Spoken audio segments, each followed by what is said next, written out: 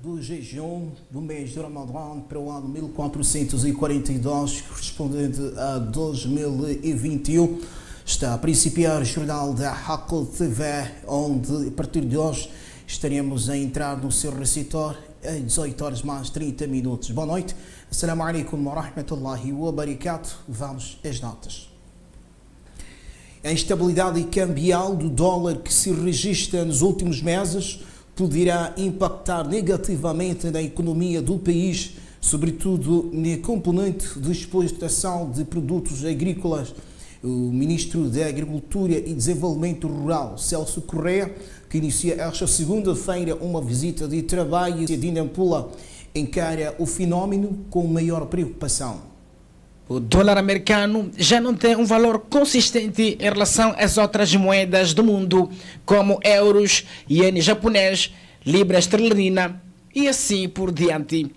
O seu valor de câmbio, ou seja, de compra e venda, aumenta e diminui devido às condições sociais, econômicas, políticas governamentais, desequilíbrios de importação e exportação e muitos outros fatores. Enquanto isso, o metical é valorizado, mas mesmo assim consegue cobrir a descida do dólar.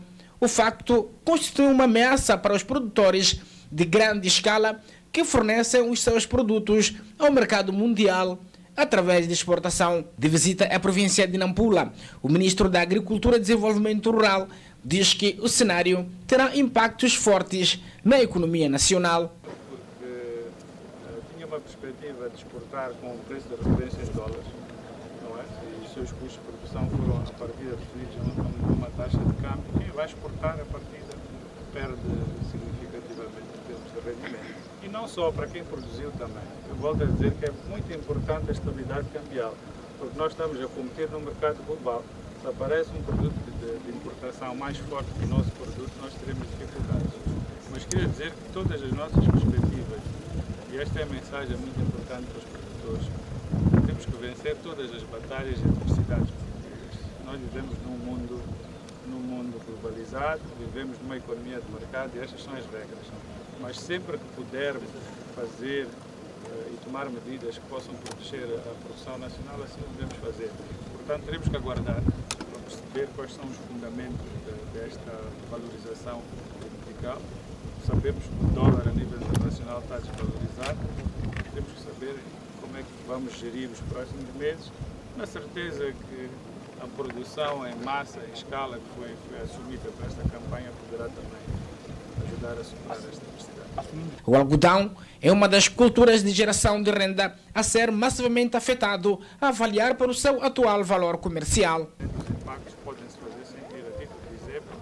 Todos os cálculos davam para um preço do algodão, por exemplo, ao camponês em cerca de 28 meticais e através da forma, por conta da desvalorização súbita por uma semana, já estamos com problemas, poderá chegar a 24 e teremos que novamente ver o tema dos subsídios.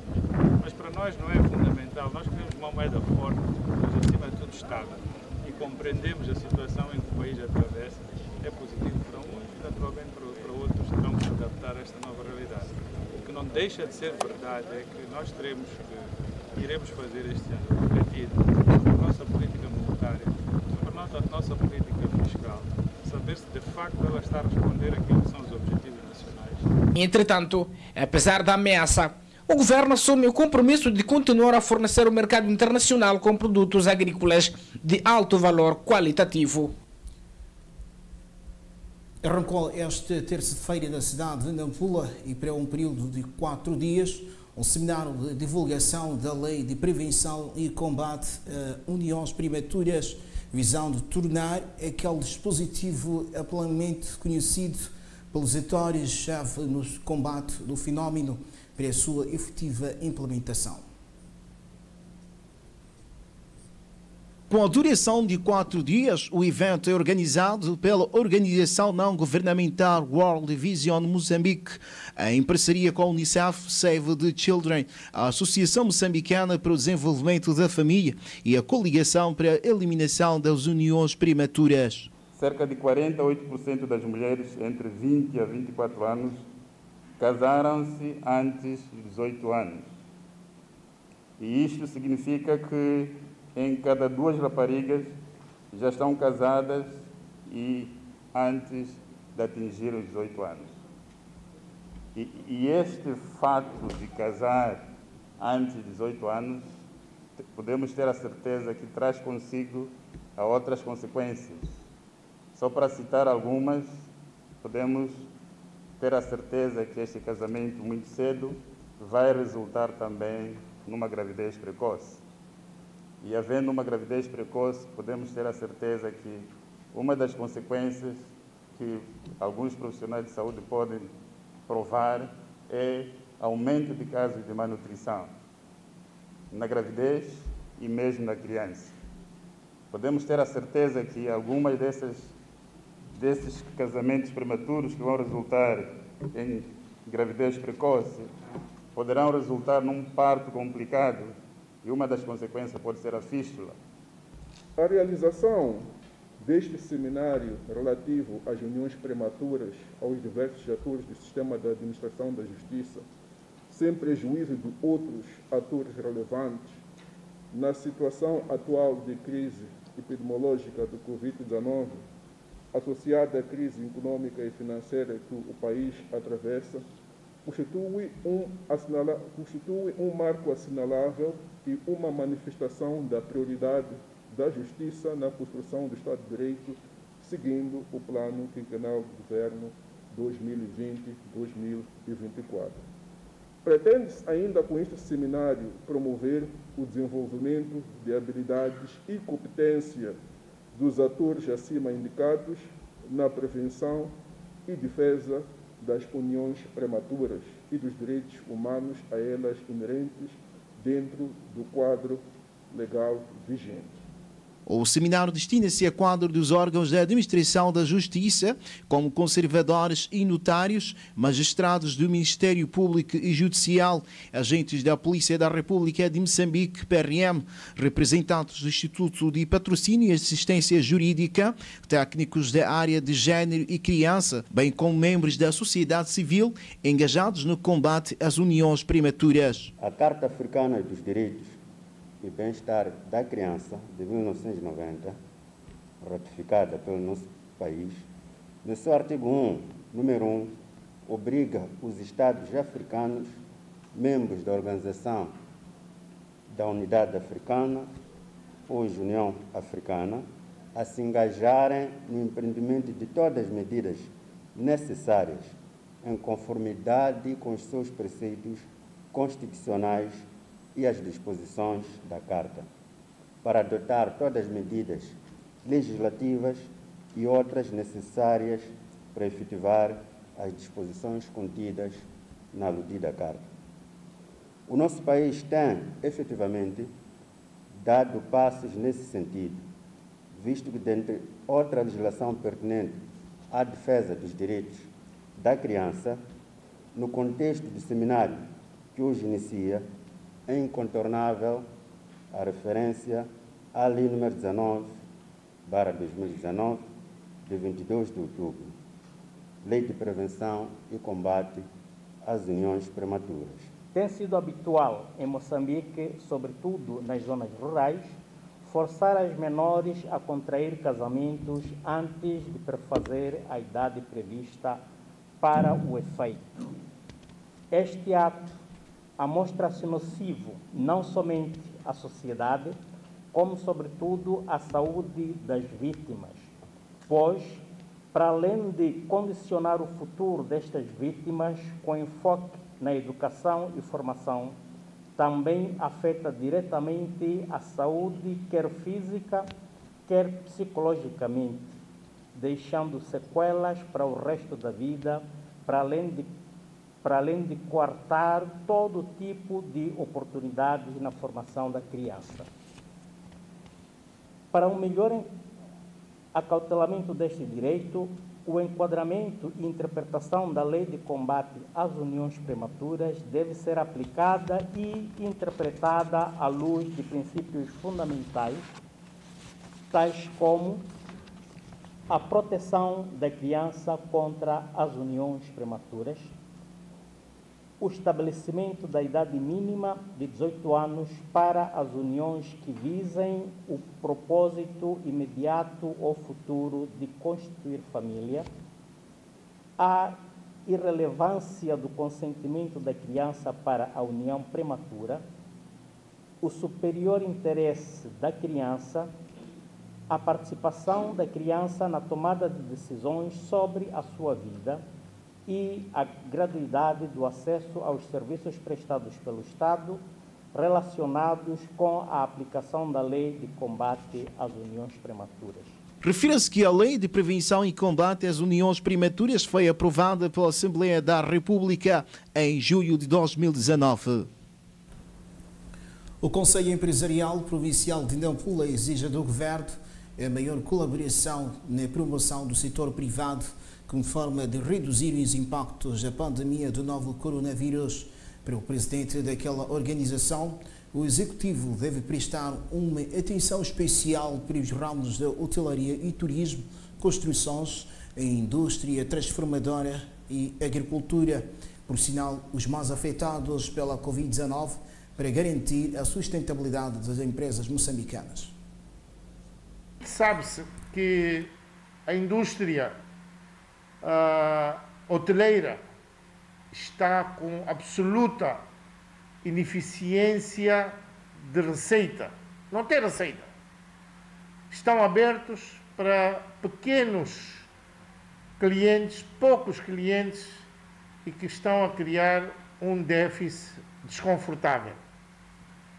Fora deste programa, na área de construção, o nosso governo está a pagar alguma coisa das obrigações que tinha, mas precisa de ser mais célere no pagamento e mais justo.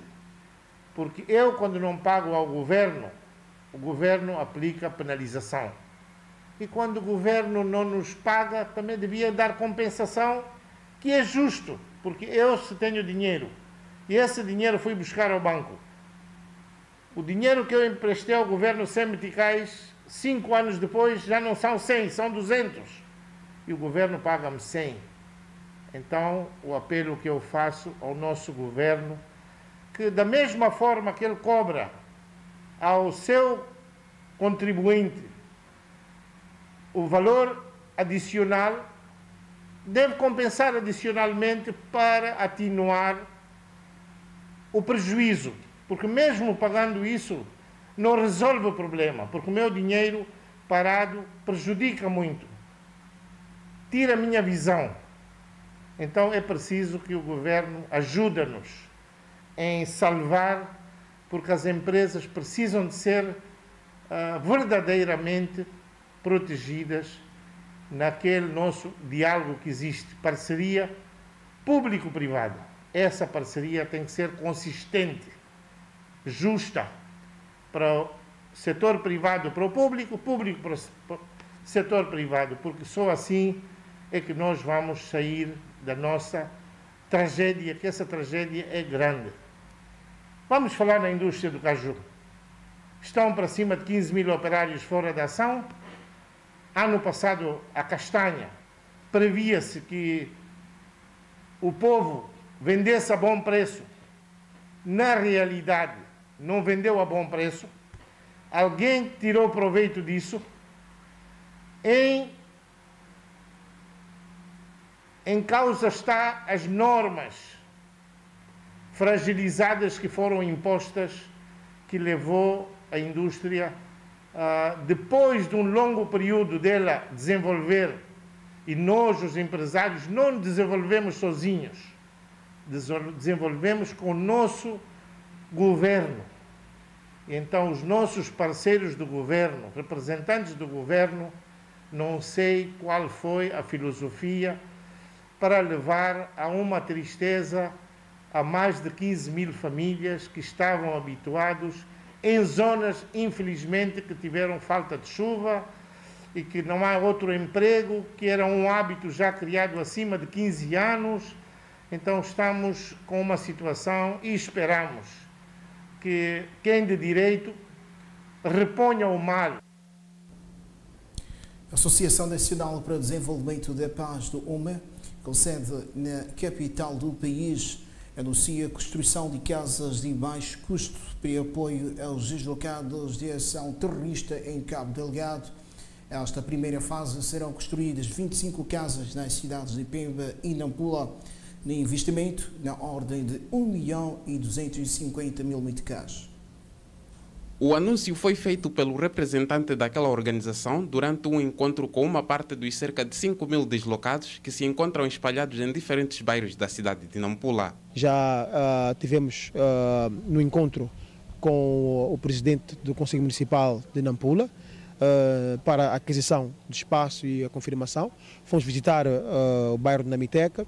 Este é o nosso segundo bairro, que é o Campo dos Macondes, bairros onde se encontram estes deslocados. Pelo que ouvimos, temos aqui somente neste bairro, no Campo dos Macondes, acima de 5.000 deslocados. Portanto, é um projeto que vai abranger o maior número de pessoas de acordo com aquilo que vai ser o impacto das campanhas. Porque estamos a construir, não com fundos próprios, mas com uma campanha de mobilização onde as pessoas, tanto individuais como também empresas, empresários, e quem sente a dor que nós também sentimos, à medida que vão doando o mínimo que eles podem doar. Com este projeto, a iniciar dentro de poucos meses, pretende-se encontrar alternativas de acomodação para dezenas de familiares que continuam agrupados e reduzir, deste modo, o ambiente de total angústia a que estão submetidos aqueles compatriotas forçada pelo terrorismo. A nossa campanha diz: um metical faz a diferença. Se todos os moçambicanos doarmos com a nossa humilde moeda, somente metical, é possível ajudarmos a desenvolver Moçambique e a voltar a restaurar a paz e a tranquilidade e trazer esperança para este povo irmão de Cabo Delgado. Agora, o que há em termos de disponibilidade financeira, em termos de custos e também quanto é que concretamente o projeto estará materializado? Bom, neste exato momento nós já temos um fundo para a construção de mais ou menos 25 casas que vão ser repartidas. Metade das casas vamos construir em Nampula e a outra metade vamos construir em Pemba. Projeto piloto. São 25 casas, para mais ou menos, nós sabemos que o agregado familiar varia entre 8, 10 até mais. Portanto, estamos a contar com mais ou menos 25 casas para mais ou menos 300, 350 pessoas, neste caso. Numa fase inicial, porque nós acreditamos que é importante começar a fazer alguma coisa. Eu acredito que estamos a começar muito bem. Nós, quando começamos, a nossa ideia era de construir pelo menos 2 casas, uma aqui e outra lá, e depois documentar para poder sensibilizar mais pessoas. Mas a nossa sensibilização já tocou o coração de várias pessoas e já temos agora 25 casas. Eu penso que assim que, na medida em que vamos construindo e vamos documentando e vamos lançando esta voz para fora, acredito que vamos ter muito mais ajuda, e dizer que a nossa associação também tem colaboradores na Europa, no Brasil e nos Estados Unidos, que só estão à espera de ver o início do projeto a arrancar, a estar concretizado, para que também possam vir para cá e dar esta mão aos nossos irmãos de Cabo Delgado. Neste momento, decorrem contactos junto das autoridades competentes para a identificação dos espaços, mas a ansiedade é maior no seio dos refugiados. Pedimos a Deus a esse projeto, mesmo, quer dizer, nos olhar, estamos muito mal. Quer dizer, não temos nem dinheiro para aluguer de casa, até estamos a enxotar cada dia mais, a trocar casas, um dia estás aqui, um dia estás aqui, até principalmente eu, quer dizer, me enxotaram na casa, estou a viver num quintal de um amigo que alugou outra casa. Isso sim, será verdade ou não, é porque aqui nossos irmãos passaram muito com esse programa, ver que é para virão nos ajudar, até havemos de escrever para vocês, até assim. Mesmo aqui, esse sítio onde nós estamos, é um sítio nosso aqui para de conversar, não temos como fazer. Somos viventes, sítio de dono para dói. Onde entrarmos, onde sobressairmos, não sabemos. Por isso que viemos aqui ver fazermos para um sítio de aliviar-se. Com escritórios centrais na capital do país, a Associação Nacional para o Desenvolvimento da Paz do UMAR opera em vários projetos sociais a nível do país. Arrancou à escala mundial esta terça-feira, o primeiro dia do jejum dual 1441. Boa noite, ponto final deste espaço informativo do Jornal da RAC TV, no mês de Ramadã, jornal que será 18 horas mais 30 minutos. Boa noite, assalamu alaikum wa rahmatullahi wa barakatuh.